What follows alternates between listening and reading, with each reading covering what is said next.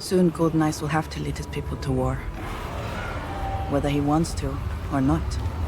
Just to be sure, there's a spoiler. The Wheel of Time Season 3, Episode 6, possibly covered more ground than any installment so far, and there's a ton of material to break down. Season 3's story is based on The Shadow Rising, one of the most celebrated among Robert Jordan's Wheel of Time books, due to it transforming the series into the vast, sprawling epic that it's known for. While the first few novels are focused primarily on Rand's hero's journey, The Shadow Rising begins to expand events to multiple regions throughout the world. The TV show is living up to that reputation. The various plotlines of Season 3 are spread throughout the Wheel of Time's world.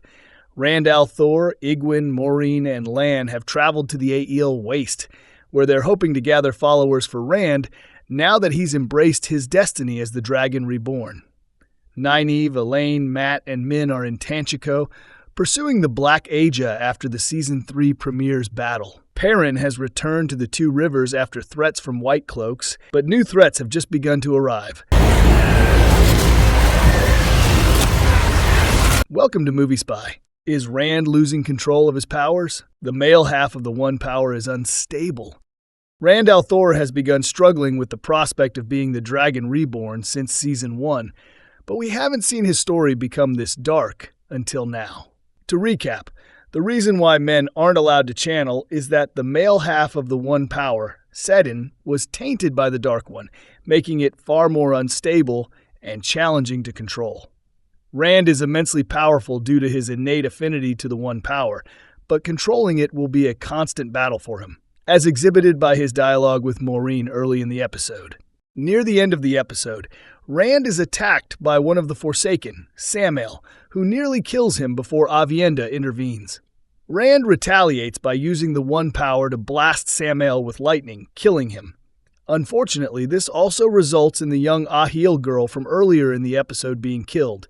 Rand's incidental destruction crushes him, especially when he can't utilize the One Power to resurrect her. This internal conflict will only continue to intensify as the Wheel of Time seasons progress. Egwene and the Wise Ones plan to defeat Lanfear, explained. The Wise Ones want Egwene to defeat Lanfear in her dreams. Egwene is exploring her new power, allowing her to enter Tel'aran'rhiod, the world of dreams. In the Wheel of Time Season 3, Episode 5's ending, she entered Rand's dream and saw him kissing Lanfear. Because of this, Episode 6 shows Lanfear attacking Egwene, exhibiting complete control.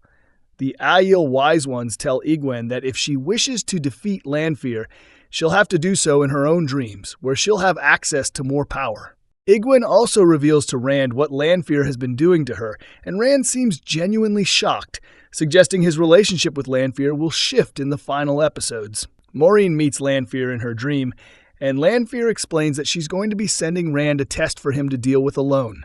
Samael. What Nynaeve, Elayne, Mat, and Min are looking for in Tanchico. Our protagonists are in pursuit of the Black Ajah. Following the Black Ajah's escape from the White Tower in Season 3, Episode 1, our heroes have traveled to Tanchico in pursuit.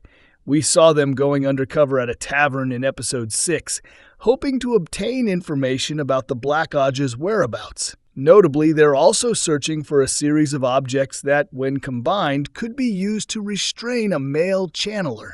The domination bands could be weaponized by the enemy to limit Rand's power and bring the Dragon Reborn into their control. In the process of their search, Mat meets an old friend, Tom Merrilin, whom we haven't seen since Season 1. Like in the books, Season 1 had a fake-out where Tom looked to have been killed by a fade. In the novels, Tom returns for the Cairhand plotline in The Great Hunt, where he meets up with Rand. However, despite being omitted from Season 2, it was absolutely integral to bring him back for the Tanchico story, where he'll make a significant impact in the final episodes of Season 3. Mat manages to retrieve one of the bracelets, but our heroes lose it before the end of the episode.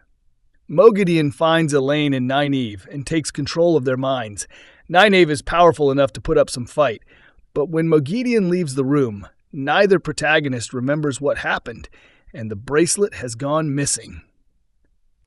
Liandrin's past and mission for Lanfear explained. Liandrin was tasked with rooting out Black Ajah disloyal to their cause.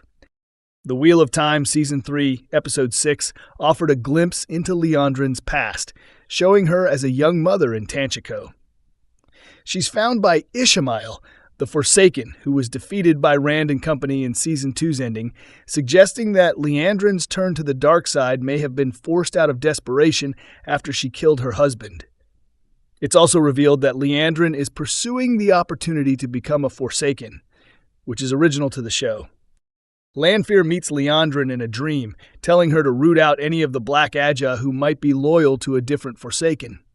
Espan is the Black Ajah who's been working for the Forsaken named Ravin. Ravin has used his power of compulsion to win over influence, but neither Liandrin nor Lanfear suspected that Moghedien had been in Tanchico operating as well, disguised as a servant girl. Why the Trollocs are attacking the two rivers. Padenfine is leading the Trollocs to war. We saw a confrontation in the Two Rivers in Season 3, Episode 5, in which Alanna, Perrin, and Dane Bornhald were all injured. The sequence also revealed the death of Nadi Cawthon, who had surrendered herself to be tortured, covering for her daughter who used the One Power on Dane.